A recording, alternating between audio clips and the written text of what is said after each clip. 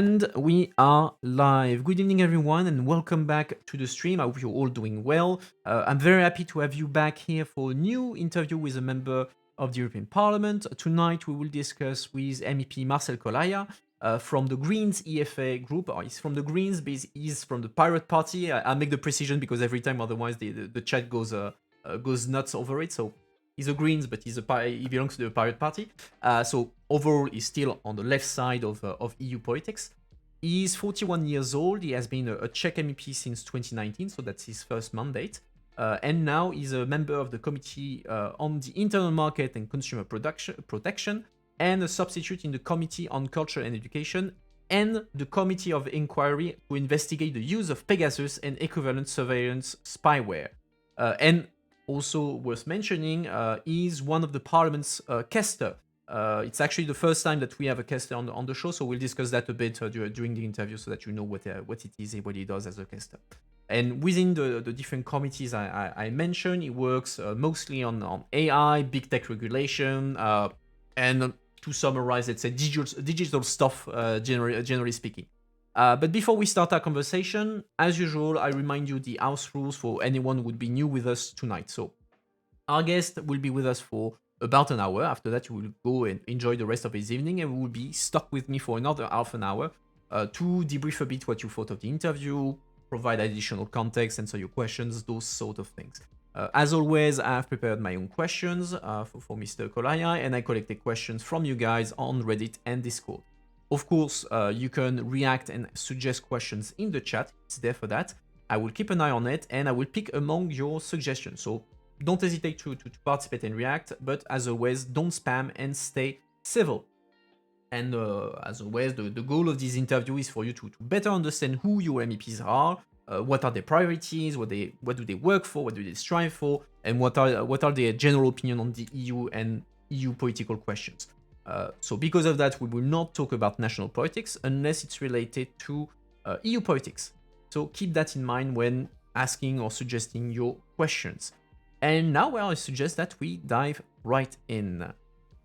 Good evening, Mr. Kolaja. Welcome on the channel. Thank you very much for taking the time to answer our questions tonight. So you earned me doing my little introduction and presenting you. So first, did I do it correctly? Is there anything else that I missed that you would like to add compared to what I said?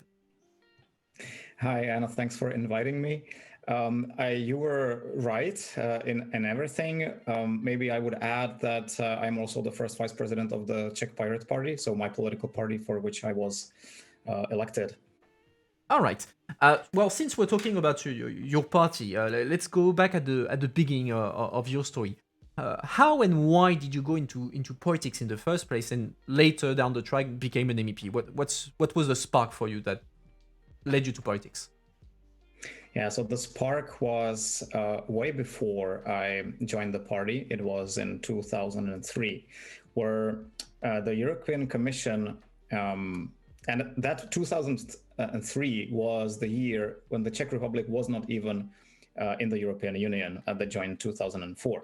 But in 2003, the European Commission put forward a legislation on software patents. And because I'm an open source and free software enthusiast, I really found it as a really bad idea to have something like software patents that would make it possible to patent algorithms, which basically are mathematical formulas.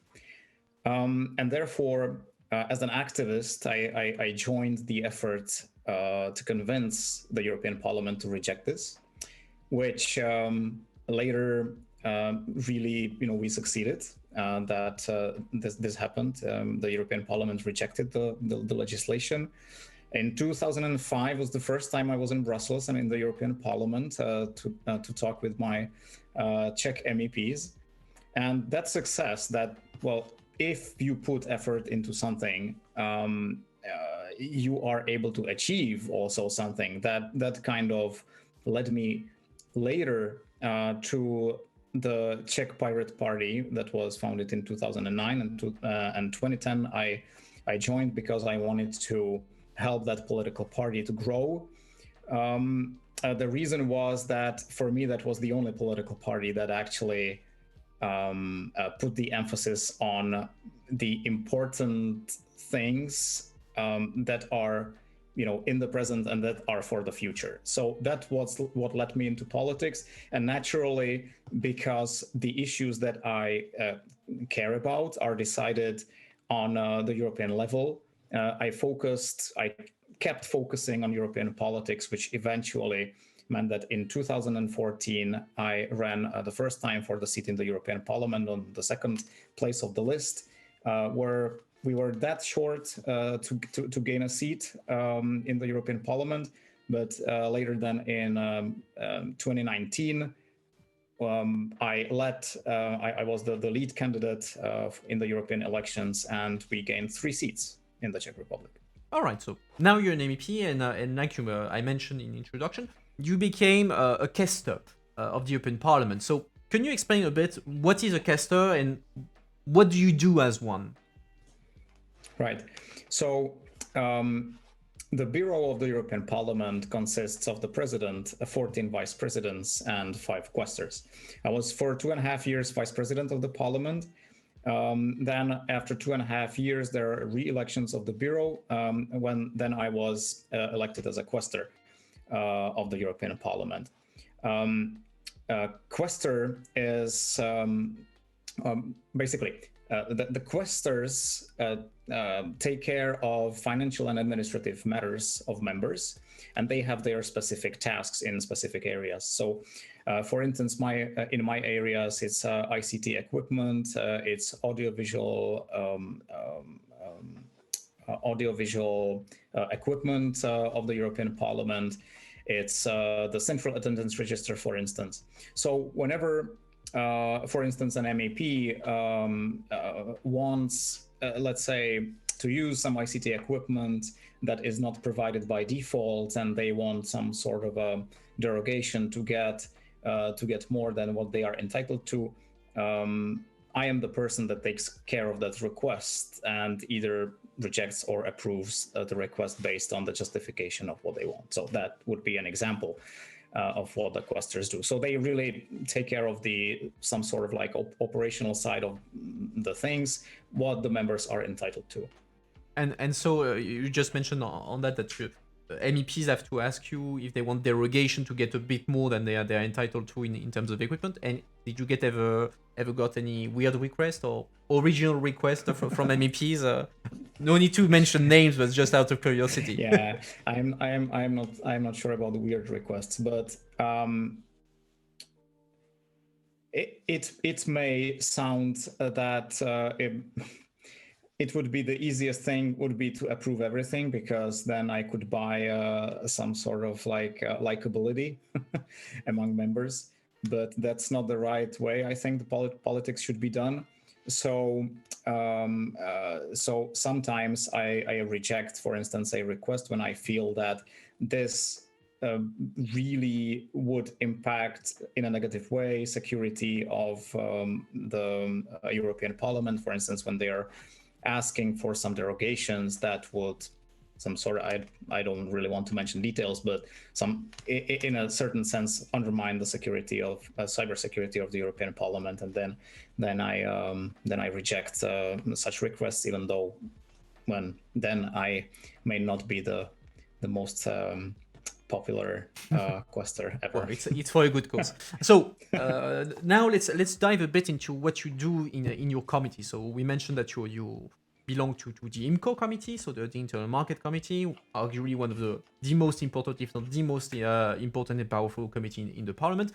And one of your priority has been to work on the DMA, the Digital Markets Act, and the DMA has been part of the efforts of the EU to try to curb the power of big online companies. I think the GAFAs, Google, Facebook, Amazon, and all that. So now that the DMA and as well the DSA is, let's say, pretty much done politically, do you think that the EU actually managed to curb the power of big tech, or is it only like a superficial victory?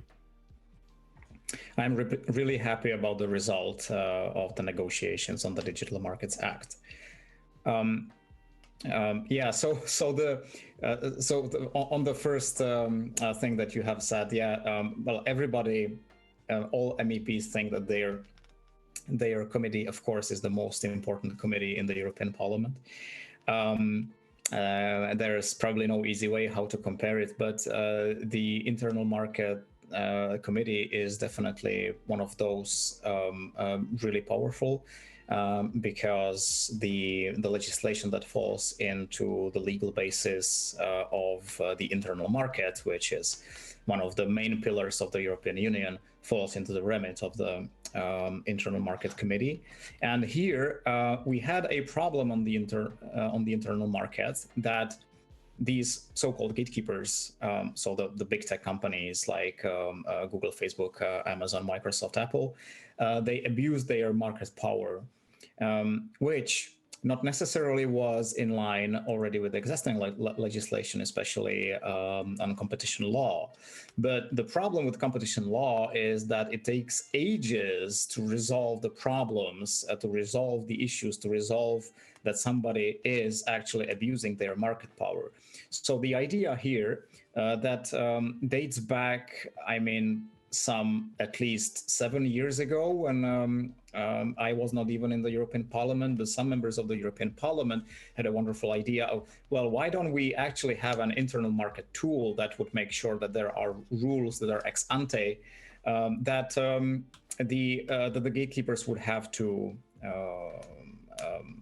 abide to. And the European Commission finally came forward with an idea that they would introduce such rules. Now, this is indeed a good idea, but as you indicate, it is important that these rules are set in an ambitious way, because if it's only some sort of artificial rules that are more imaginary than they would enforce anything, then I mean that is a problem. The problem that I had with the proposal is that it wasn't ambitious enough. And I had this idea of, well, one of the markets that are really failing and that are in the control of these gatekeepers are social networks, for instance, or chat platforms, when you have only, a handful of really big gatekeepers that kind of control the market.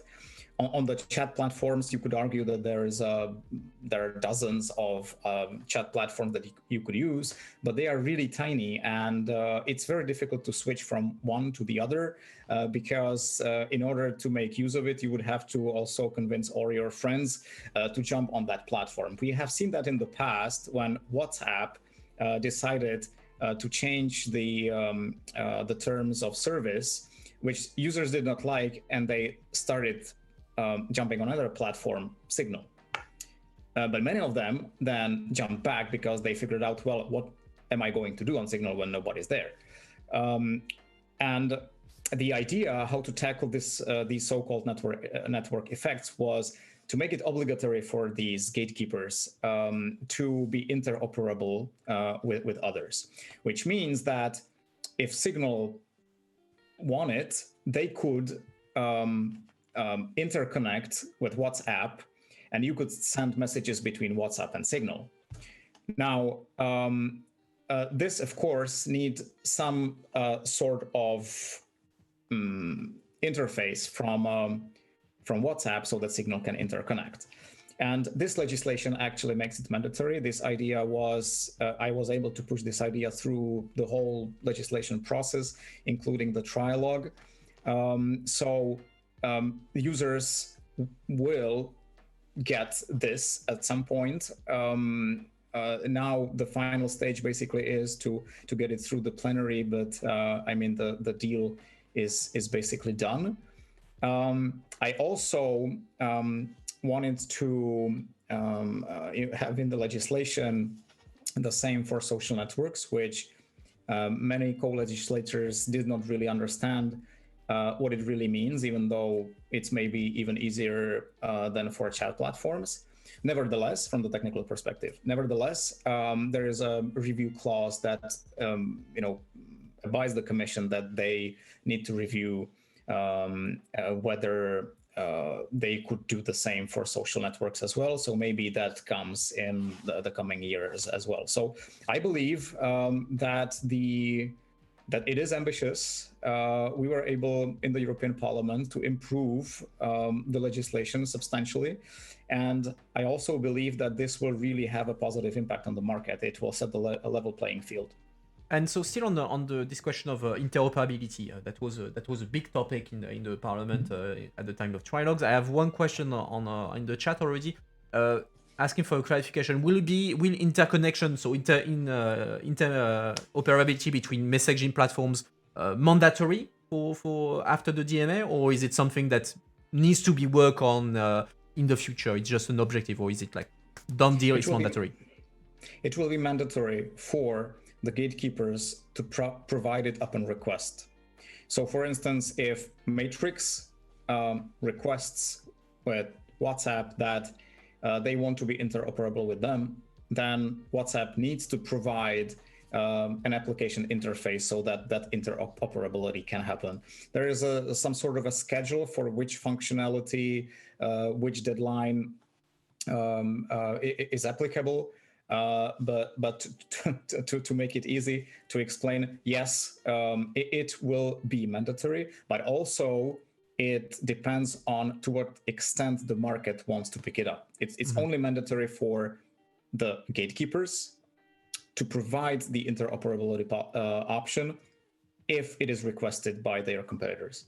Okay. And I have a second question on interoperability that came from Reddit this time. The question was whether Apple would lose following the DMA, let's say the battle on the closed hardware software, the fact that they prevent third-party applications or proprietary accessories. So will that be impacted by the DMA?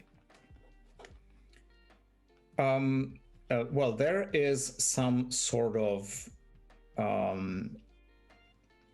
there's a part in the DMA, there is an obligation that to some extent open up the platform, which relates to the App Store. So there is an obligation that they need to allow for installation of applications from other sources. So Apple users would no longer be dependent only on one app store. Developers of application would not depend only on one app store from Apple, but they could use others. When it comes to hardware as such, there is a very general clause on interoperability. But I'm not sure to what extent this would apply in the sense as the question is asked. Okay. So overall, you mentioned you're pretty happy with what came out of the negotiation on the DMA, so the Digital Markets Act, even if it still needs to be formally approved by the Parliament in July. But on the opposite, is there something that you regret in the DMA? Something that is there that you don't like, or something that you wish would be in the DMA? Well, I mean, it is a compromise. So there's a gazillion of tiny things that I would like to see different. Like, for instance, the thresholds. I would like to see the thresholds in order a company to be designated a gatekeeper to be lower. So currently it is a market cap of at least 75 billion euros in the European Economic Area, or annual turnover of 7.5 billion. I would rather see like 45/4.5 for like lower numbers. But in general, and there is a gazillion of tiny things like this, but in general, I'm really happy with the result. As I said, I would like to see interoperability of social networks in there, which didn't really make it through the trilogues because that was a red line for the council. So yeah, you can talk to your national governments. But in general, I'm really happy with the result. All right. So still in the field of IMCO, let's talk a bit about artificial intelligence. It's one of the big thing in town these days. There is a new regulation on artificial intelligence. We've had already a few MEPs on the show talking about AI. So according to you, is the EU having the right approach when it comes to the regulation of AI? Like this whole approach on tackling mostly what they call high risk AI as opposed to low risk AI. Yeah, I think in general the approach is right. So basically, just to explain a bit more, artificial intelligence is a technology that already we basically see on daily basis in our lives, even though we do not realize that often, but and the potential of it is really huge, and we will see, like it will be on every step of our lives in the future. But now the question is, well, can it be abused? And the answer is yes, it can. Very much like fire. A fire can be a really good slave, but a really bad master. And in that sense, there are some applications of artificial intelligence that can be risky, where we risk discrimination, where we risk bias that leads to discrimination, and where we even risk abuse, maybe from those who are in power. And in that sense, it's very fair to say, okay, so for these 85-ish% of applications of artificial intelligence, we don't really need too much of restriction. But for the remaining 15%, maybe we should have some more restrictive rules. So that's why the Commission said, okay, so these are high-risk applications and the rules are more restrictive here. I think that is good, even though I would prefer a more granular approach, because only low risk and high risk is not sufficient to me. Nevertheless, the approach with assessing the risk is fine, and also the way how the legislation works is there is a really broad definition of artificial intelligence that even counts in things like statistical methods like bias, which are, from an academic perspective, not really taken as artificial intelligence. And then it lists, what are the high-risk use cases. And I think that approach is right, because we don't want to really legislate on technology. We want to legislate on how the technology is used, and with the certain uses to have a stricter rules. And then there is the top of the pyramid, where we should actually ban a certain use of artificial intelligence. Like, for instance, I would like to see a ban on remote biometric identification, like facial recognition, without in public places, because that can lead to mass surveillance without exceptions. And that's also where I have a problem with the proposal, because the proposal bans it only if it's used by law enforcement, and then there is a lot of exceptions. All right. And still on AI, like you mentioned, we already have AI pretty much in a lot of places. I don't want to say everywhere, but we don't realize it. But at the same time, we don't necessarily understand fully yet what AI can do, the potential, or the full potential of AI. So, do you feel that it's the right moment to regulate AI, or should we wait a bit more, or have a let's say a lighter touch on regulation when it comes to AI, to have a bit more of a bigger picture of AI, and not let's say if I do a bit of a caricature, over regulate the thing. Yeah, I don't think that there is need to wait on anything, because we already know a lot of use cases where artificial intelligence either can be abused or leads to discrimination. Not necessarily that the discrimination is there on purpose, but it is there. I am the opinion rapporteur of the Artificial Intelligence Act in the CULT Committee, so Culture and Education. And over there, we discussed a particular use case called E-Proctoring. So to give it as an example, E-Proctoring is a system that allows schools to see whether students cheat during exams when they are taken online, which was heavily used during the pandemics. Now, of course, you could also use it offline, like having cameras in the classroom. But the issue here is that artificial intelligence, which in academic circles is usually more like they use the name machine learning, is a machine that is learned with data. So depending on which data the training data that you use to learn, to teach the machine, that will heavily influence what the outcome of the machine is.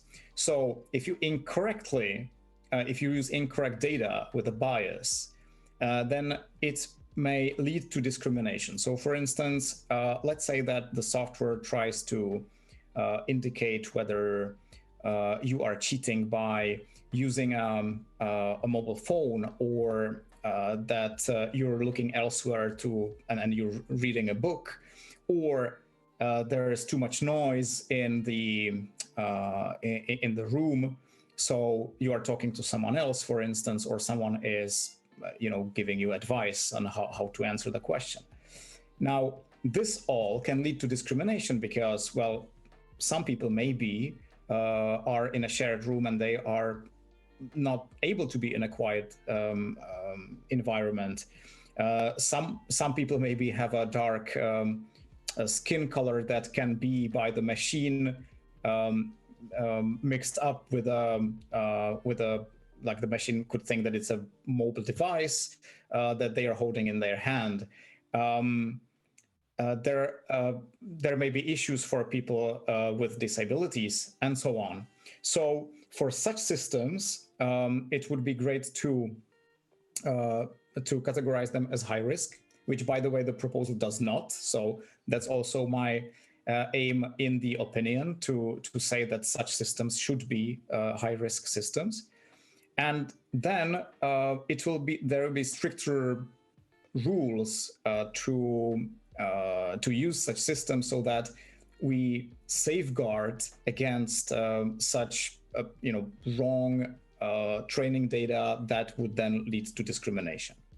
I have a question coming from the chat that is quite interesting. Is like you mentioned in the AI Act, so what is considered high risk is a closed list. It's the regulations clearly list the number of uses that are considered as high risk or even banned altogether. And so the question is, given that we have a closed list of high risk or banned AI practices, don't you think that uses can evolve much quicker than the legal framework can, and so that we would end up with de facto high risk or very dangerous AI uses that will not be covered by the regulation, and so we would have a legal loophole? Well, that is totally one of the major problems. I don't want to really hide that. The question is what to do about it, really. So one of the solutions would be to have the definitions somewhat broad enough so that future use cases would fall into that category as well. So let's say that you would say if that use can have a major negative impact on fundamental rights, on the environment, or something like that.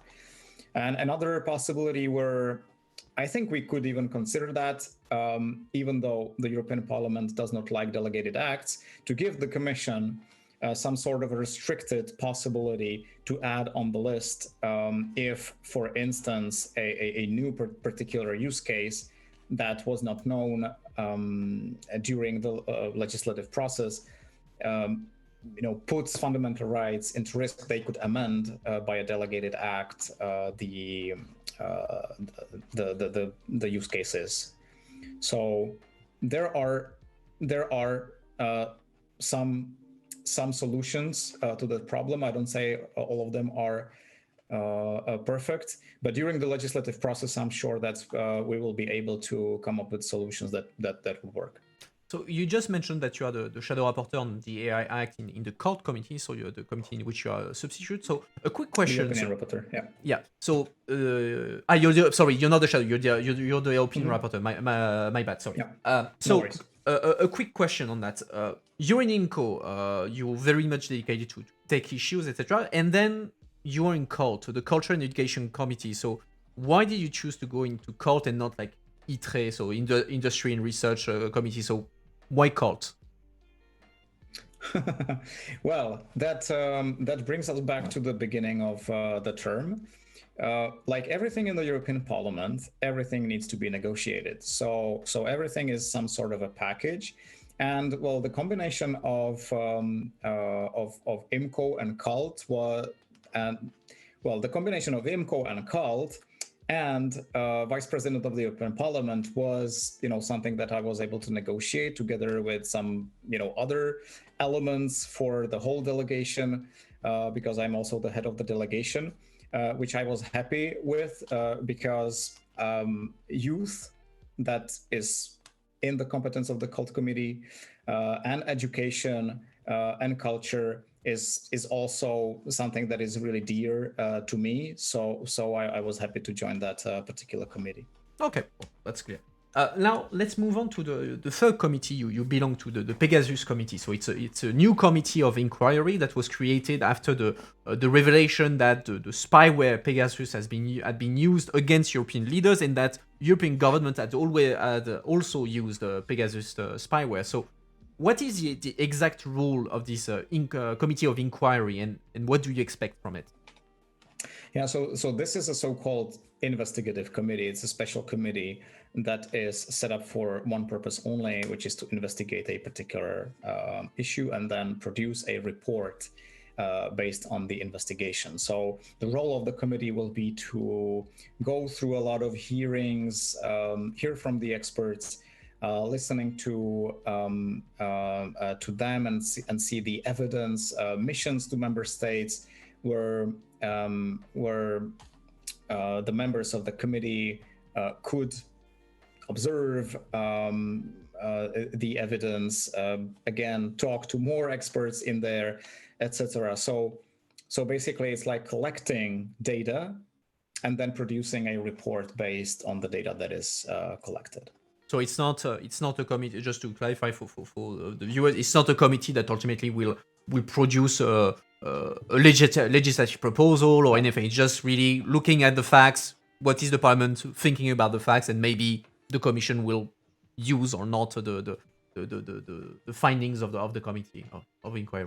According to the rules of the parliament, the special committee cannot even join the legislative process in that sense. All right. And so still on this Pegasus spyware, so what do you think of the position of the ambivalent position of member states when it comes to those spyware technologies? I mean, on the one hand, they don't like when these technologies are used against them and their leaders, but at the same time, they like to use them for their own purposes, for instance, national security. So what do you make of this in-between position of member states? Yeah, I think that is indeed a position that does not really make much sense, because security can be only achieved by creating environment where everyone can really be safe. So you cannot, on one hand, try to abuse security vulnerabilities, and on the other hand, try to claim that this cannot be used against you. So I think that all the governments that go into the direction that prefer exploiting vulnerabilities over actually fixing them, that government will fail always on securing their own citizens. And that is also one of the reasons why I'm a member of the Pirate Party, because the Pirate Party always was clear on this. The Pirate Party had a very clear picture of how this should work, that the priority really is on securing the environment. And with that approach, I think we distinguish across the political space, I would say. And so, do you think the spyware and other surveillance technology should be outright forbidden in the EU, or should they remain authorized for certain purposes, like fighting against criminal networks, security, anti-terrorism, these kind of things? Well, we are not that far to say what exactly should and should not happen on a legislative level. But in any case, I think we need to be careful with some sort of bans, let's say, because we do not want to, well, at least I am of the opinion that we do not want to ban specific software or algorithm. There, some years ago, there were very restrictive rules on exporting cryptography, for instance, from the United States, which was a huge issue for developers around the world, because like normal cryptography that everybody wants to use to access their servers and their online banking and whatever, fall into a category of something between a weapon and I don't know what. So I think we don't really want to go that direction. But on the other hand, we need to make sure that governments do not use such methods to spy on opposition, to spy on journalists, because that creates an environment that just undermines democracy. So if I understand well, for you, the issue is not the technology in itself, the software in itself, but rather the use of it. So it's rather a matter of putting a framework, safeguards on the uses, rather than on the technology and the software themselves. That's how I look at it. But as I said, we are in the very beginning of investigating what exactly happened, and only then we will try to figure out what should be the safeguards against such abuses. But already now, I would like to warn that there are false paths that we should not follow. Mm-hmm. And taking a more general picture, like between Pegasus, between the recent Sesame regulation, so the child pornography regulation, and it's all debates and controversy related to surveillance technologies. Where should Europeans draw the line when it comes to these technologies? What should be like the red line not to cross, or the practice on these technologies? Well, I think that these two things are not necessarily related in sense of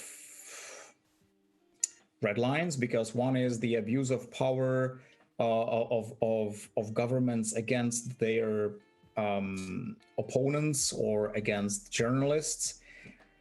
The other that you mentioned, which is the fight against sexual abuse, which the pirates call chat control, because this is exactly what the Commission proposed, is more of a matter of privacy of all citizens, where the Commission proposes basically that all communications should be wiretapped, including the private ones. And so I'm thinking out loud a bit to formulate an idea what should be the general principle, because that was your question. I think the general principle is to understand that confidentiality of information is always important for citizens, for journalists, for a healthy democracy. all attempts to break encryption, to break confidentiality of communication, is a really bad principle to adhere to, and we should avoid it. So the only exception basically is that there is a individual criminal or a group of organized crime that the police already targets and wants to wiretap them. And for that, we have, for decades, framework of having a court order that would make it possible for the police to wiretap. That is correct. That is right. That is very valid to wiretap such people.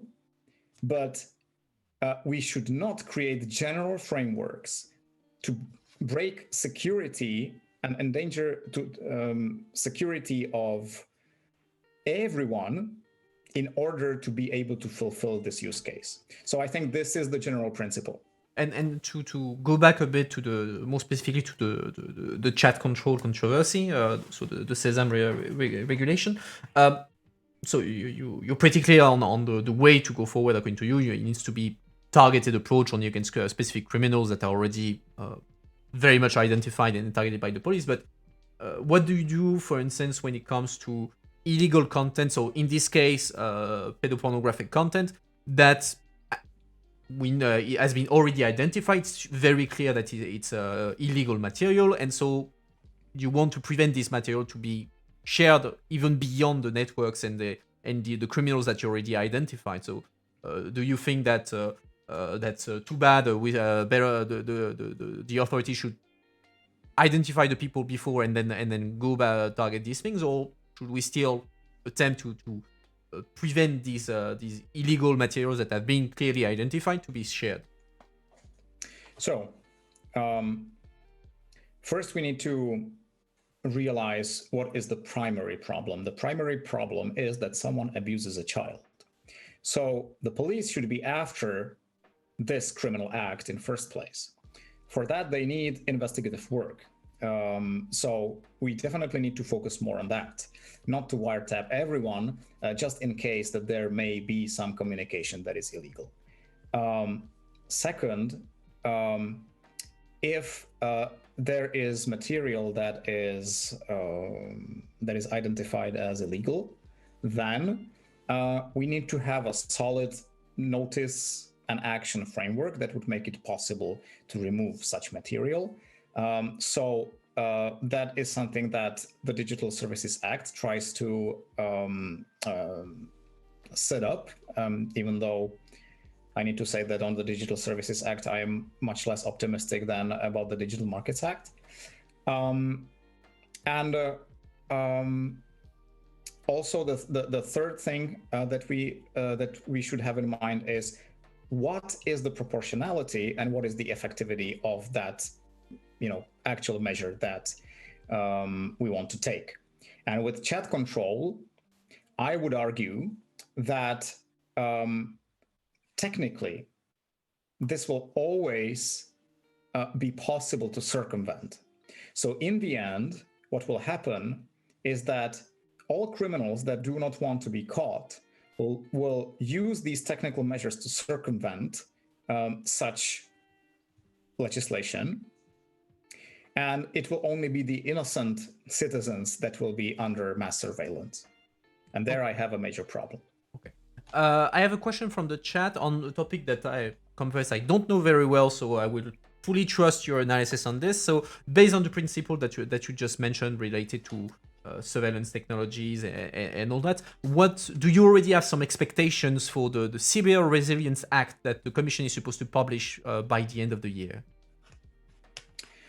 Not really, actually. I haven't really thought about the Cyber Resilience Act when it comes to what the Commission would propose.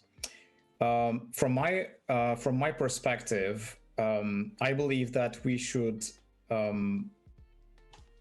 build another principle, which is that we should achieve security by design, not security by obscurity. What it means is that we are not trying to hide facts, hide vulnerabilities, and hide, issues in order to pretend that we are secure.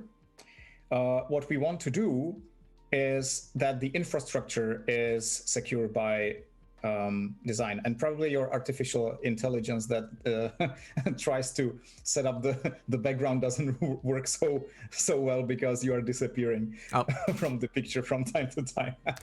Well, blaming on the AI. Yeah, blame the AI, exactly. Anyway, back to the topic. So what we should do is that we should in critical infrastructure rely on open technology with a certified manufacturing process, so that we can trust really the technology, that it does not spy on us, it does not have security vulnerabilities, it can also everything be checked and verified. So that is something that I would like to see as a general principle, but let's see what the Commission proposes in that particular Cyber Resilience Act. All right. Well, now let's talk a bit about your country, the Czech Republic. So the Czech Republic is part of the so-called Visegrad 4, so an informal political alliance between Slovakia, Poland, Hungary, and the Czech Republic. And it's not going to be a news for anyone. There is a slight worry on the political direction of Hungary and Poland over the past few years. So how do you think the government of Czech Republic, which is new because you changed government, before it was Andrej Babiš, and now it's a new government, how do you think the new Czech government, to which your party belongs to, should deal with these two countries within the Visegrad 4? Or can you still work with them, or do you think the Visegrad 4 are pretty much at a dead end at the moment? Well, to be very clear, I have no problem with Poland and Hungary. I have a problem with the government, with the current, yeah. Exactly, with the current Polish and Hungarian government. Now, so in that respect, I believe that there is indeed a basis on which it is good to have closer ties in that particular region. On the other hand, we should not serve as, let's say, a voting machine of Viktor Orban, but we should rather cultivate or try to cultivate that environment. And if it becomes, or if it becomes clear that, well, our ideas, our opinions diverge to an extent that we just cannot agree, well, then we agree to disagree, and we do not cooperate on that particular matter with Hungary, for instance. Okay.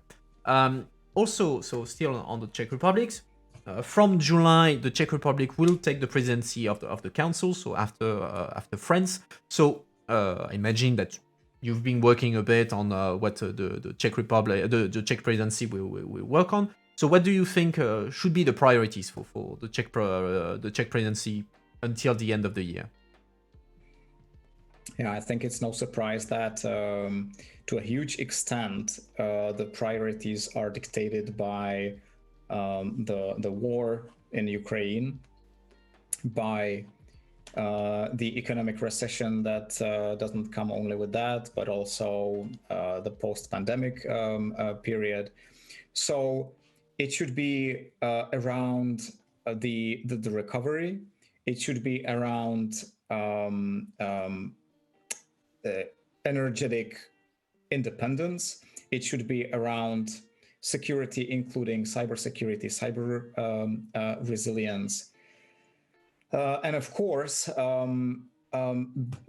this cannot be everything. We also, as a Europe, we have some sort of a path that we have decided to go, which we should continue. So in general, the Green Deal, the green transition that needs to go hand in hand with economic transition, but also with digital transition.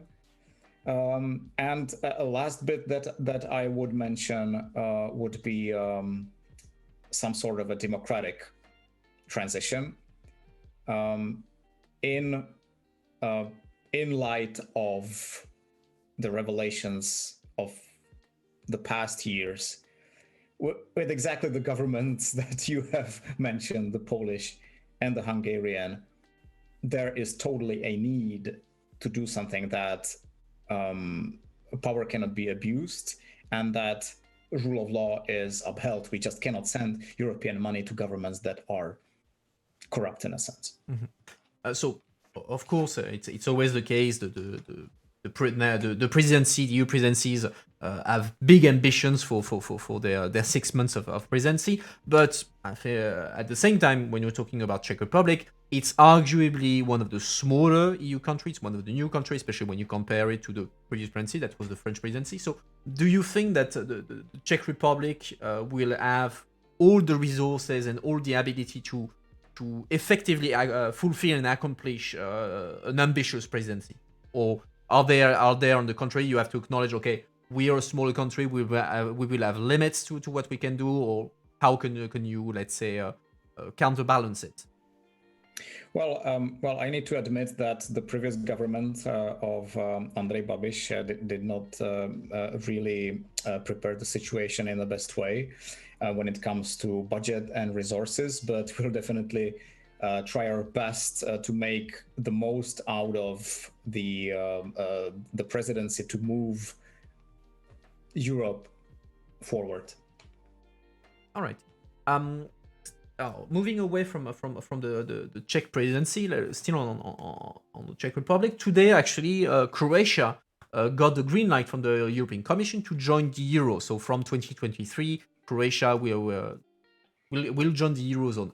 Your country is not yet within the euro. So when do you think? It's not up to you to decide when it's going to happen, but when ideally do you think the Czech Republic would fulfill the criteria and ultimately join the eurozone, because Czech Republic ultimately is supposed to join the eurozone at some point? Right. Well, that's exactly, I think, the case. That this is national politics, but definitely connected to European. I think everybody understands that members of the European Parliament are not really those who decide these. Nevertheless, I think it's a legacy of many governments that we already had that never put this as a priority. This, I think, is the first government that really has in the coalition agreement that the goal of this government is to get to ERM2, which means that we will move substantially towards adopting euro at one point. Nevertheless, I think no one can really give you a date at this moment, especially in this very turbulent economic situation. But for sure, this is something that we should aim at. All right. So you belong to the Pirate Party, like I mentioned, and for the first time in Czech Republic, and I think first time in Europe, to be checked by the chat or anyone. You have a minister in government. Actually, the one of the ministers that you have in government is the Ministry of Foreign Affairs, which of course has a role when it comes to European affairs, to the European politics, because politics outside the Czech Republic. So, question: what is the pirate way to do foreign policy and European politics in general? Yeah, so I believe that the pirates put a lot more emphasis on fundamental rights. So we do not want to, let's say, dictate like all aspects of foreign policies only from the aspect of, let's say, economics, which many political parties would would prefer, but we also need to look at the aspect of fundamental rights. So I think that this is what kind of defines us and defines our approach to foreign policies as well. All right. Now talking, moving. So maybe I can also give you an example. For instance, Yeah. The minister Jan Lipavsky, who was a member of the parliament in the previous term already, is the MP that is behind the initiative to adopt a so-called Magnitsky Act that would make it possible to sanction individuals who violate fundamental rights. So, this is an example of how we translate that principle into actions. All right, well, that's pretty clear. Now moving away from the Czech Republic and talking about EU in general, EU politics in general. So you're fully aware there's been the conference on the future of Europe. There's a lot of talk on how the EU should evolve in the future, how it should transform. We've also seen with the latest package of sanctions against Russia that there's been a big focus on the vetoes when it comes to foreign policy, EU foreign policy. So one question that I got from someone was, would you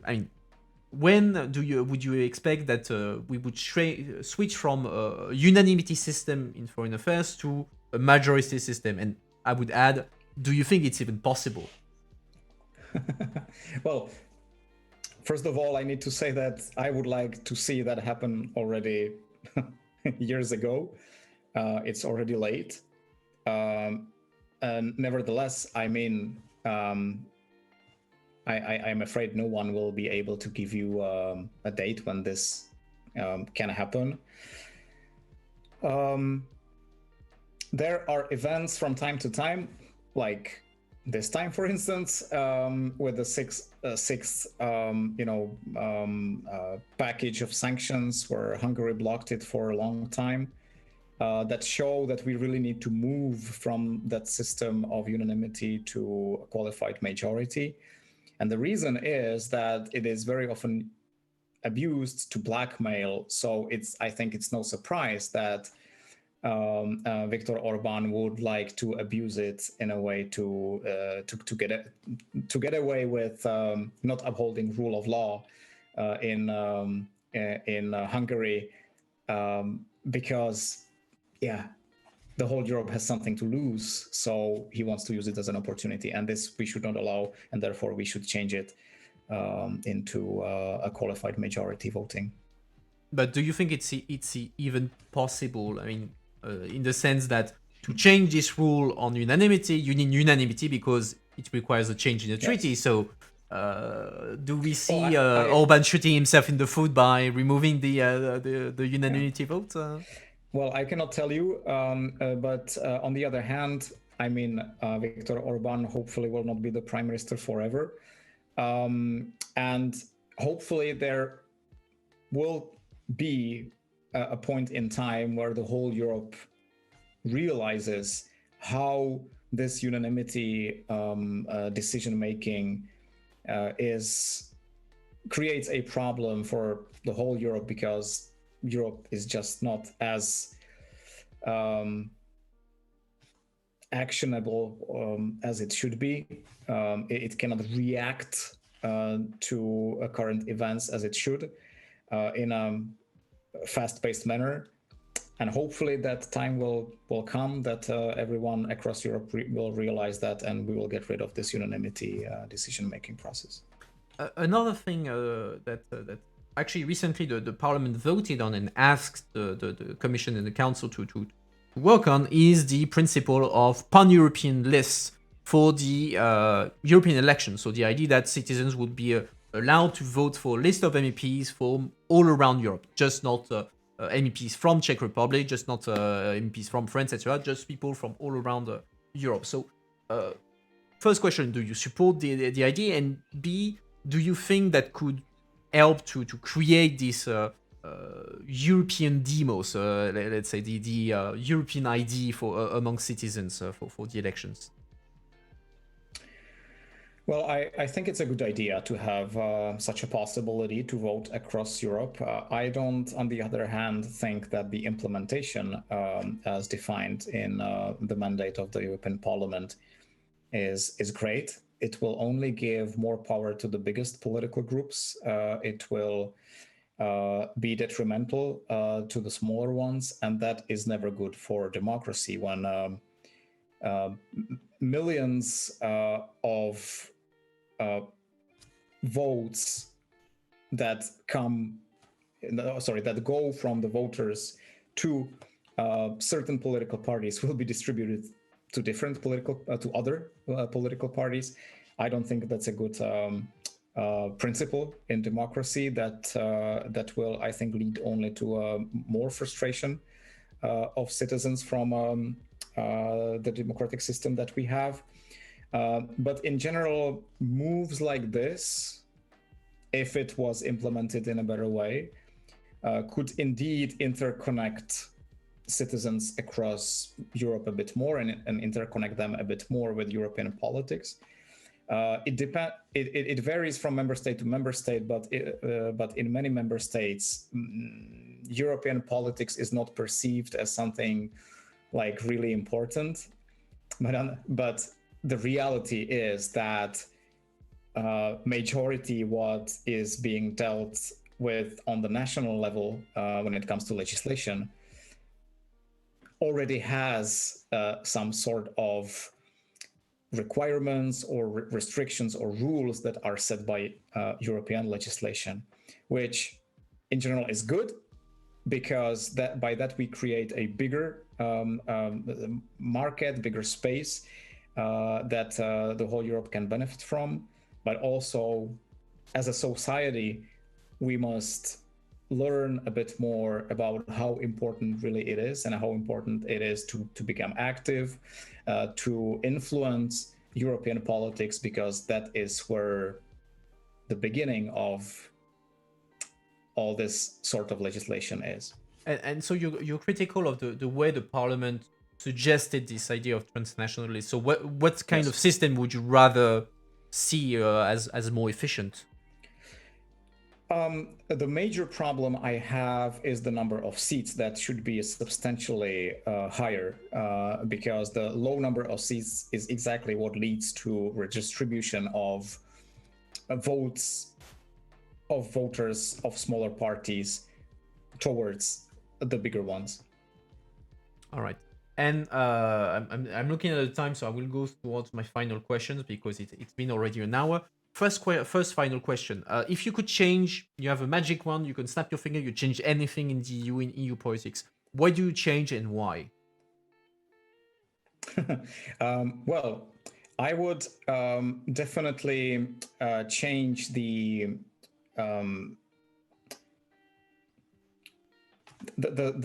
distribution power, so that I would give more power to the European parliaments, where there are representatives that are directly elected by citizens. So, for instance, the legislative initiative is something that the European Parliament should have. National parliaments have it, it's a normal thing. I would give less power to the council. Definitely get rid of the unanimity system. So that would be, which all of that I said is basically redistribution of power, so that it's closer to the citizens, it's more transparent, it's more democratic. And the final traditional question that I ask at the end of every interview, where do you stand on the debate on the federal European Union? Are you in favor? Are you against? Are you on the fence? What do you think? Well, first of all, I think it's important to define what exactly federal European Union means. And I don't think we are there. So it's very difficult to say one or the other. But definitely, I think we need time as a society to define that idea, to understand that idea, and to adopt the idea so that it's dear to us. Before that happens, a forceful sort of federation, whatever it is, will only backfire. So I'm a true European. I like Europe. I like, the idea of cooperating together, but also it must come natural. It must become very natural for everyone. So yeah, there's a lot that needs to be done when it comes to this idea, because as I said, in first place, we still don't know what it actually means. Yeah, I see your point. So we reached the end of the interview. Before I conclude and let you go, if viewers have to remember one thing from the interview with you, what message do you want to give them? Sorry, what was that? I didn't catch it. If you have one message for our viewers, what would it be? What do you want them to go home and remember from you? Perfect. So my main message would be: follow European politics, get involved. If there's something that you like, support it. If there's something you don't like, don't support it. Don't be afraid to call MEPs, to email MEPs, and also to influence your national governments that sit in the council. Well, thank you very much, Marcel Kolaja, for your time. Czech made sure to thank him.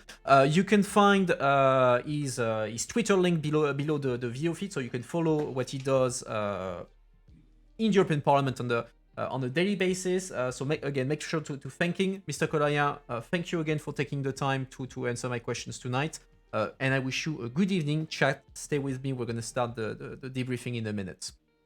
Good evening, Mr. Kolaja. The same to you, and thanks for having me. My pleasure. Bye-bye. Bye. All right, guys. Let's start the debriefing. Let me move my window aside. Let me close Zoom and meeting. There we go. All right. So apologies for the couple of you who asked questions at the end. I didn't ask because, I had promised that it would be 1 hour, so it would have been unfair to add 10-15 minutes to the interview, especially since it's becoming late for MEPs who have had a very long day before that, and maybe he still has to work to do. So tell me what you thought of the interview. In the meantime, I'm taking my faithful notebook and we'll go through all that. You wrote 4 pages of notes. Wow. Well, good on you. You definitely wrote more things than I did. I have like half a page maybe, but it's like more like a bullet points or anything. But let's start by the beginning. So first we discussed about one of his functions. So he's a caster. So that's a role in the parliament that we have not encountered before on the channel. So I wanted to go back on it. So the parliament, in the parliament you have you have MEPs, so you have 705 MEPs, and among them you have a number of those that are elected to a special function. So you have, of course, the president of the parliament, you have the vice president of the European Parliament, and you have the casters. And like he mentioned, the casters are there to handle, let's say, the administrative daily life of the European Parliament, to make sure that MEPs have everything that they need to fulfill their mandate, and that they have a point of contact with an MEP that is in charge to making sure that the administration of the Parliament helps them as much as possible. So that's the function of casters in there. So that's an official position, and together they form what is called the bureau. The bureau, let's say, oversees the activities of the parliament, the non-political activities of the parliament as a whole, be it mostly administrative or other stuff. So that's an important job, because of course that means that you can help out your colleagues, so you can become popular if you give them derogations to the normal rules after they reach out to you, which means that it's usually a job that is well thought out by MEPs. Then we dipped a bit into these first the IMCO committee, so the internal market committee. So first he was a bit let's say polite towards his colleagues, saying, oh well, all committees consider themselves very important and all that, but it's de facto. I think there would be if you ask anyone in Brussels, there would be a consensus to say that the Internal Market Committee is in the top 3, if not top 1, most important and powerful committee in the European Parliament. So yeah, he was trying to be modest, but yeah, it's a very important and very influential committee in the Parliament because of all the policy that it oversees. Everything related to the internal market, to consumer protection. So that's a big chunk of EU law. And within that, he worked on the DMS, so what we call in Brussels the DMS, the Digital Markets Act, which is the EU legislation that is supposed to oversee, let's say, some abuses of big tech, the biggest platform, the biggest online services. And prevent to stop their abuses on the market. And so what did I note? Something about WhatsApp. Oh yeah, that's a bit more context. At some point, he talked about the fact that at some point WhatsApp, after it had been bought by Facebook, which became Meta, changed its terms of the rules for the use of WhatsApp and changed it to give. Allow Facebook to use the data from WhatsApp to help the services on Facebook, which was something that they promised they would not do back when they bought WhatsApp. And so following that, there was a big outrage from consumers and even politicians because they said, oh, what's that? Facebook promised that they would not do that, and 6 months later they do it. Are they taking us for fools? And a lot of people moved away from WhatsApp temporarily or for more longer term towards other messaging apps. So he mentioned Signal, other were going to Telegram, etc., etc. But that triggered a bit, well, that, let's say, fed a debate that was already there in the bubble and beyond, which was on the question of interoperability. So the ability for two different services to, let's say, communicate with one another, so that to make sure that when you leave WhatsApp and you go to Telegram, you can import your contacts, you can import your past conversation, those sort of things. So that's interoperability. And at the moment, there is no interoperability because WhatsApp and Telegram, for instance, are two different companies, they're two different services, so there is no way to link the two services and make sure that you import from WhatsApp your contacts, you import your conversations from WhatsApp, and vice versa. But that's going to change a bit under the DMA, because now there is an interoperability obligation on messaging apps that would allow messaging services to request to WhatsApp, for instance, to provide interoperability with their services. So that, let's say, like a smaller service. He mentioned Matrix. I don't know this service, but let's reuse this example. So let's say that this service Matrix makes a request to WhatsApp. WhatsApp, following the DMA, will be obliged to ensure that there is some interoperability between Matrix and WhatsApp, so that users can import some information from WhatsApp to Matrix and vice versa. Another thing I wanted to come back a bit on is we talked a lot about gatekeepers. You haven't heard the interoperability term before? Oh, well, that's a very popular term. Can I write it down? Yes, I will do. Interoperability. There you go. So interoperability, it's a general term. It's not only for messaging apps. You can think about interoperability. It's not in the DMA. Some would say, unfortunately. So, for instance, you have a Kindle. You want to read an ebook, but the ebook is not compatible with the Kindle. So you're forced to use only Amazon, so Kindle compatible ebooks, because they are not interoperable with another format. So that's another point where there is interoperability, but that's very large. So yeah, going back to my point, gatekeepers. So gatekeepers, what are they? So it's a concept in the DMA, the Digital Markets Act, that says on who the obligation will wait, because just to avoid confusion. All these interoperability obligations and all the obligations from the DMA, they will not apply to all services online. It will only apply to a very limited number of services and companies that are qualified as gatekeepers, the biggest of the biggest.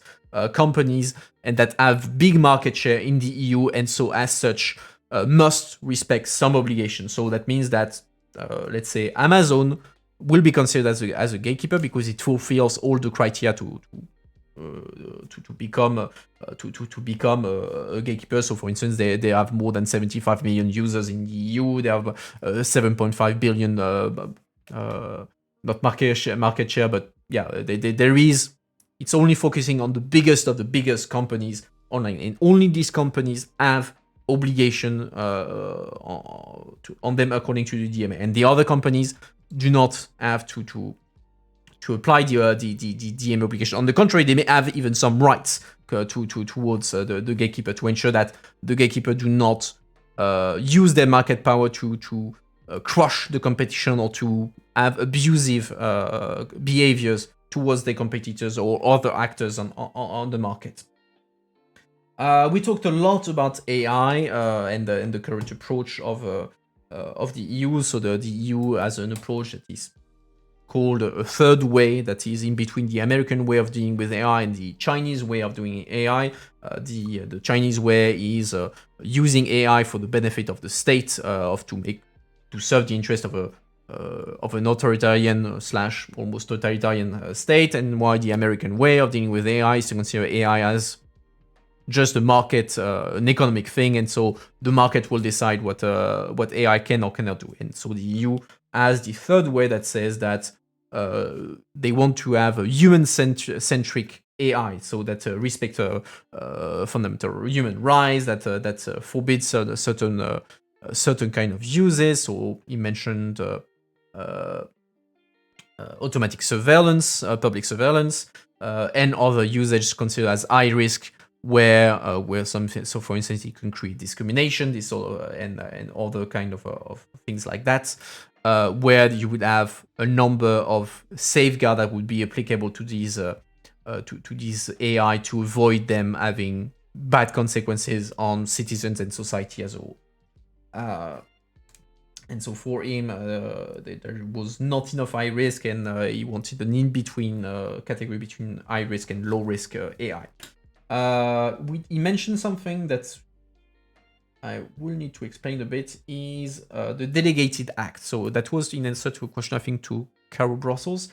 We said, but how do we make sure that future problematic AI that are not included right now, or forbidden right now in the AI regulation, will be tackled in the future? And so he said, well, one thing that we could do is allow the Commission to take delegated act to let's say update the regulation. So what are delegated acts? So you have EU legislation, a directive, a regulation. So that's negotiated between the Parliament, the Commission, and the Council. So that's, let's say, the main piece of legislation. And within this piece of legislation, the co-legislators, so the Parliament and the Council, can sometimes give a mandate, an authorization to the Commission to complete in the future the legislation through what is called delegated acts. So the legislation will say, for these specific purposes, for let's say like to update the list of high risk AI, the legislator will authorize the Commission to adopt what is called a delegated act, where the Commission will, on its own, without deciding in common with the Commission, with the Parliament and the Council, will decide on its pretty much on its own to complete this list of high risk AI. And so that allows the Commission to change the de facto EU legislation without going through the Parliament and the Council. So this is something that usually the Parliament and the Council do not like, because that strips them a bit of their power, because that's something that the Commission can do on its own without really consulting the Parliament and the Council. But that's a way for the Commission to, let's say, do the follow-up and update, make sure that the EU legislation remains updated and up to the task. Otherwise, you would end up with legislation that is outdated very, very quickly. So you have delegated act, you have implementation act, but that's another matter.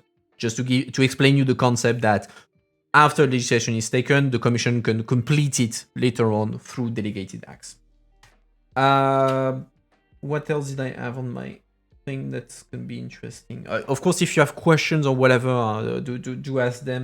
I already saw what you ask, Real Talk channel. I will come back to that at the end where we talk about the pan-European list.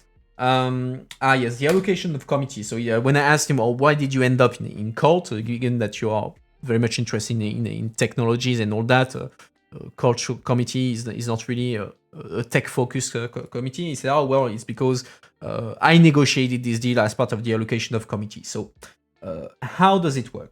At the beginning of so MEPs, when they become MEPs, they join parliamentary committees. So that will be the thematic committees in which they will work on foreign affairs when we're talking about AFET, on market internal market when it's IMCO, on cultural stuff when it's cult, etc., etc. The way they end up in there, it's not done at random. It's a negotiated thing. So MEPs will say, when they arrive, they will say to their political group, I would like to be in these committees, but as there is only a limited amount of seats in each committee, there must be a negotiation because, for instance, let's say you have 4 seats for the Greens in the IMCO committee, but there are 6 MEPs who want to sit in there. So there's not enough seats for the Greens to actually sit everyone in IMCO. So they need to negotiate between them to see, who in the end will be the 4 MEPs to join IMCO, and the other 2 will negotiate something else. Or they will say, I give up on IMCO, but in exchange, I want this other committee that is very interesting for me. So there's a lot of negotiation at the beginning of the mandate within the political groups. So within the Greens, there was a negotiation between the different national delegations. So the Czechs were negotiating with the French, with the Spanish, with the Italians, and all that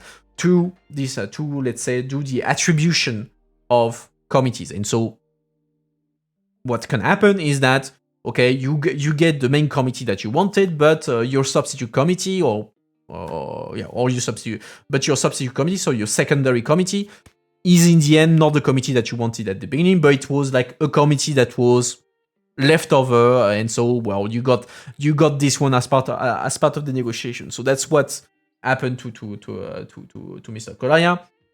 He wanted IMCO, he got IMCO, but to get other things that himself and the rest of his delegation wanted, as a second committee, he ended up in court, even if maybe that was not his initial wish to be in court. But that's how it works. Then what did we talk about? We talked about the committee of inquiry. So it's a special, that's a committee of inquiry on Pegasus.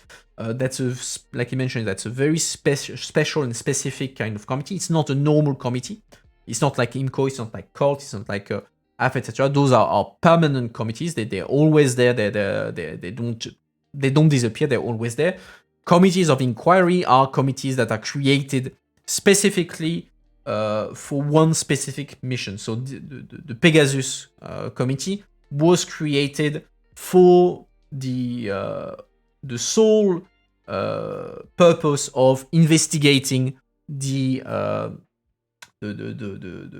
Pegasus and the spyware scandal. And so it's a committee that once its mission is complete, so it has a limited lifetime, so it has a mandate for 2 years, and so after these 2 years, once the committee gives its final report, it ceases to exist. It disappears because it would have done its job, and so it disappears. It's not you won't have a Pegasus committee in the future because it's only for a very specific thing, which is in this case gather information on the Pegasus spyware. Speaking of the Pegasus spyware, what are the Pegasus spyware? So you have this company, this Israeli company called NSO, which creates, which develops and sells spywares. Is it possible to have a Pega 2 like we have an Inge 2? Yes, it's possible. It's possible to have a follow-up to the committee of inquiry. So Inge is for it was a committee that was a temporary committee that was created for the purpose of it's not disinformation, but it's a third country meddling into political processes of national. So for instance, Russia interfering with French elections or British elections. Yeah, foreign interference. Thank you, Grégoire. That's what I was looking for as an expression. So for any foreign interference. So what can happen is, so there was Inge 1. Inge 1 did its reports. It should have disappeared, and then they say, well, actually, there is something more that can be done, or we need to do a follow-up, we need to see what's going on, and so they will prolong the life of this committee, and so create an Inge 2, so another committee that will be the continuation of the first one. But again, it's not a permanent committee, it has a specific mandate, and it's only for a limited amount of time. So if it's justified, you could have a new Pegasus committee after the first one. But again, this one will be temporary, and if it stops being useful, then this Pegasus will disappear. The main idea is these committees only exist for as long as they are useful and they have a purpose. Once they have fulfilled the purpose, that they're not useful anymore, they disappear. And what was I saying? So yeah, what are Pegasus spyware? So you have NSO, this Israeli company that develops software, like spying software, that are sold to governments around the world officially for the purpose of fighting against terrorism, against criminality and all that. But there were revelations that actually this Pegasus software was used to actually spy on the communication of European leaders. For instance, Emmanuel Macron, he realized that his phone number was on the list of phones that could be hacked by Pegasus. We learned that, for instance, the Polish and Hungarian governments use Pegasus to spy on their political opponents and not on terrorists or whatever. So it created a big scandal, and so the parliament created this committee of inquiry to dig a bit more and understand a bit more what was going on, why it happened, and so maybe make recommendations for the future. NSO, of course, denies any wrongdoing. They say that they only sell to governments acting against terrorism, that the technology helped to fight terrorists, that any abuses is being dealt with, blah, blah, blah. But then the parliament does not necessarily trust what NSO is saying. What else did we talk about? We talked about the so-called chat control regulation, so the Sesam regulation, so this project from the European Commission, the project of law from the Commission to allow let's say I don't want to say the surveillance, because it's not necessarily a surveillance. That would allow authorities to order the tracking of child abuse material. So, for instance, you have a pedopornographic content under the Sesam regulation. National authorities would be allowed, through a court order, to order, let's say, messaging services to track down these identified illegal content to stop them. Basically, to stop that this pedopornographic content is being shared on WhatsApp, on whatever thing. And so it creates a debate on whether this is disproportionate, because it involves in a way surveilling the communications of citizens. There's a debate on whether it threatens what is called end-to-end encryption. So let's say you're on Telegram, both sides of the communications are encrypted. So only, like, I send a message, let's say, to Grégoire on Telegram, only Grégoire and I can read the message. Someone would, let's say, intercept the message, will not be able to read it, because it's encrypted both on my phone and on Grégoire's phone. So that's called end-to-end encryption. And so there is a concern that the Sesam regulation would threaten end-to-end encryption, and so be disproportionately to threats to privacy and all that. What else do I have on my little thing? The Czech Republic becoming president of the council in July. Yes, so right now we are under the French presidency, so the France is presiding the council, so it's looking over the work being done in the council, so the institution that represents the member state, but also give some political, let's say, momentum to initiatives. And so it's only by cycle of 6 months. So every 6 months you have a new member state that takes the presidency. Right now it's the French. And from July, it's going to be the Czech Republic that takes the presidency. And so it goes on and on like that every 6 months. Let's talk a bit about pan-European lists. So, interesting because he said that he was not happy with the way pan-European list work according to the request of the parliament. So the idea of the parliament is that for the future European elections, you would have, when you go to vote, you would have in fact two lists. You would vote two times. On the one hand, you would vote for the list of your national MEPs. So let's say I'm French, I will have a list where I would vote for, let's say the MEPs from the French MEPs from the party of the Greens, of the Socialists, of the Républicains, LREM, etc., etc.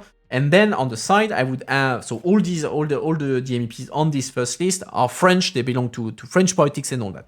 And I would have a second vote at the same time, which would be on the so-called pan-European list, where I would have one list from the EPP, one list from the SND, one list from Renew, where you would have 27 MEPs coming from all around the EU. So it's I would have on the list, I would have I would vote for a list where there would be a French MEP, there would be also German MEP, a Slovak MEP, MEPs a bit from all around. And so the idea of the pan-European list is to say that, well, you try to Europeanize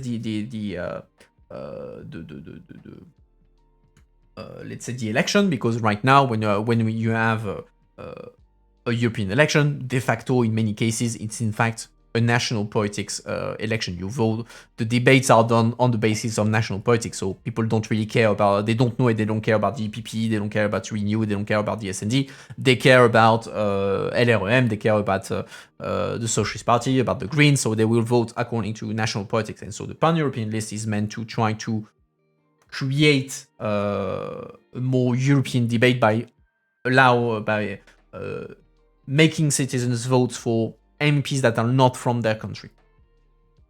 So half national party politician and half European party politician. Not really. No, it's not that. So you would have, it's only 27. The pan-European list would be 27 MEPs. So you have currently 705 MEPs in the parliament. Out of these 705, 27 of them would be elected according to the pan-European list.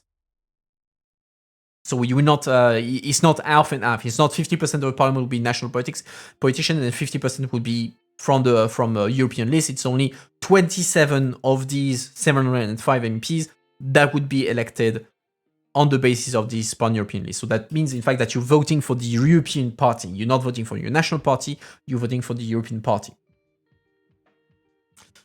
Yes, and you're right, Grégoire. There's also a number of additional proposals. So indeed, a threshold of 5%, and also the possibility to vote at 7 years old. Voting threshold. They are already in a number of national of countries voting thresholds. That's already a thing. In many countries, it's around 5%. Indeed. But yeah, he doesn't like this system. He thinks it gives too much power to the big parties because. It would be the EPP, would be the SND, would be the Renew that would win this kind of pan-European list MEPs. And going back to your question to see, because of the threshold, we don't have Benoît Hamon as an MEP. Ah, quel dommage. I'm so sad. Anyway, moving on from this, so he was not happy, which I thought was interesting as a position. And finally, on the Federal Europe, he said, well, the number of MEPs have been saying that over the time since I'm doing the interviews. They say, oh well, it's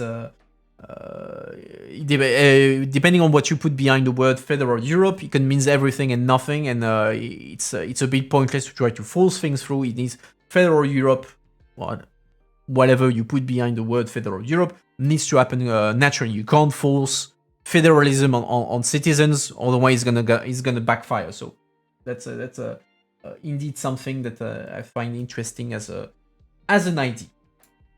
I don't know if I missed something. Scrolling. Yeah, for the question of Grégoire. So for the priorities of the Czech presidency, he didn't mention any file, but of course, given that what he's been talking about, he talked about the AI Act, he talked about the SESAM regulation, he talked briefly about the Cyber Resilience Act, even if he said that he didn't know what the Commission was going to propose. But anyway, if you have questions or points that you want me to cover or discuss, now is the time. Otherwise, I will start my little conclusion because time is passing. In the meantime, it's closing my little notebook. Thank you, notebook. You did your job. Your 22nd of September for the Cyber Resilience Act. I fully trust you. I have not looked up the Cyber Resilience Act is not a topic I follow, I have to admit. So I fully trust you on this point. All right, I don't see any other remarks, so I will start my little conclusion. Yeah, well, let's stay here. It's not a public date and to be confirmed. Well, let's wait for the confirmation. So yeah, thank you again for coming over. I hope that you enjoyed the interview. As always, if you like what you saw, you can follow me. You can drop a sub if you're feeling generous. You can even toss a coin to your streamer via coffee. Of course, follow me on my social medias. I'm putting the links right now in the chat. So Twitter, Discord, YouTube, all the good things. We have a lot of fun there, so just click and join the family. Otherwise, program-wise, for this week, I will see you on Sunday for the news review at 6 in French and at 8 in English. And Second Life for you, it was great, thank you. Well, I'm happy that you enjoyed it. So come back on Sunday for the news review and next week for even more content and all that. So on this note, I wish you all a good evening and I hope to see you all either on Sunday or next week for the next interview and the live react of Parliament.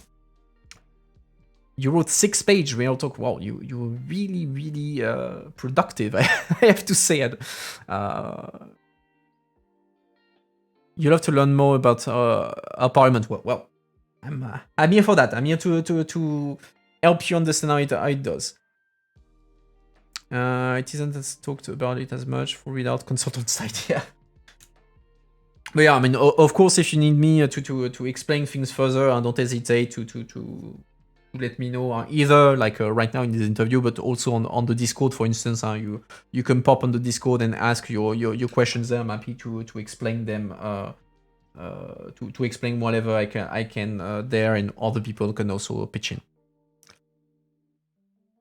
You had recently been debating, wanted to refresh your general knowledge. So, well, happy to be of service. So, anyway, have a nice one, guys, and I will see you all on Sunday. Bye, everyone.